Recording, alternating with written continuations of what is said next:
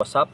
Magandang araw sa'yo. Nakadepende ka pa palagi sa mga magulang mo. Tapusin mo tong video na to at para sa'yo tong video na to kung ganun. Kung hindi mo pa ako nakita, ako nga pala si Joshua Ragos, isang working student. Pero bago muna ang lahat ito muna kwento. Noon, naimbitahan kami ng mga barkada ko, sabay ng barkada namin, para i-celebrate yung birthday ng kanyang kapatid. Kami-kaming magbabarkada lang ang nandun. Mga 30 minuto na kaming nandun. Habang kumakain kami, ay bigla kaming may narinig na nabasag sa lawas at may sumisigaw. At yun nga, lumabas kami kung ano yung nabasag at sino yung sumisigaw na yun. At may nakita kaming lalaki na nagwawala. At tinanong ko sa barkada ko kung sino yung lalaki na yun na nagwawala at kung ano yung problema nung lalaki na yun. Sabi ng barkada ko, kapitbahay lang namin yan. Tanong ko naman, bakit siya nagwawala? Sabi kong ganun. Sabi niya, hayaan nyo na lang yan. Sigurado, hindi na naman napagbigyan yan, sabi niya sa amin. At nagtaka ako kung ano yung napagbigyan na sinasabi ng barkada ko. At sabi niya, mabisyo kasi yan at pag hindi napagbigyan nagwawala at nagbabasag ng mga bote.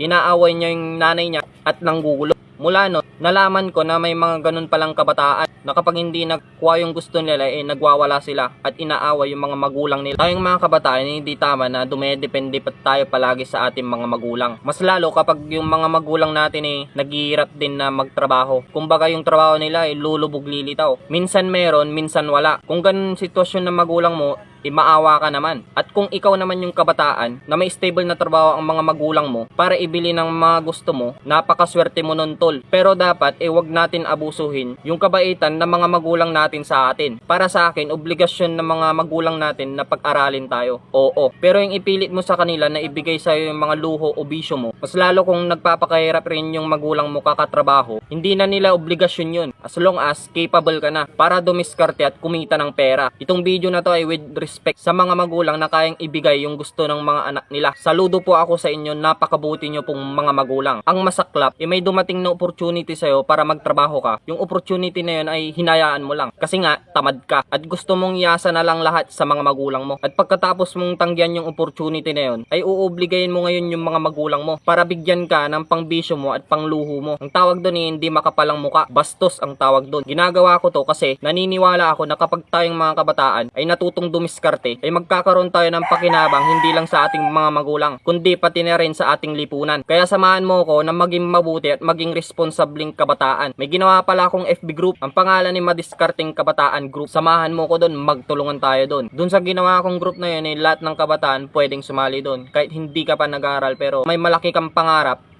pwede kang sumali doon. At magtutulungan tayo doon sa kanya-kanya nating problema sa buhay. Kaya sana matuto kang dumiskarte. Huwag kang dumepende na lang sa mga magulang mo. Dahil napakasarap gastusin ang perang pinaghirapan kaysa yung perang galing sa magulang. Kung nabuksan yung kaisipan mo kahit konti, ilike mo naman tong video na to. Comment ka na din at follow mo na din ako dito sa FB. Nga pala may ginawa akong mug. Ang nakasulat sa mug na yun ay sipag at galing. Kung gusto mo akong suportahan sa ginagawa natin, pwede kang bumili ng mug na yun. Message mo lang ako. So yun lang. Salamat at nakaabot ka sa parte na to. Lagi mong tandaan, kung masipag ka, madeskarte ka, mas angat ka.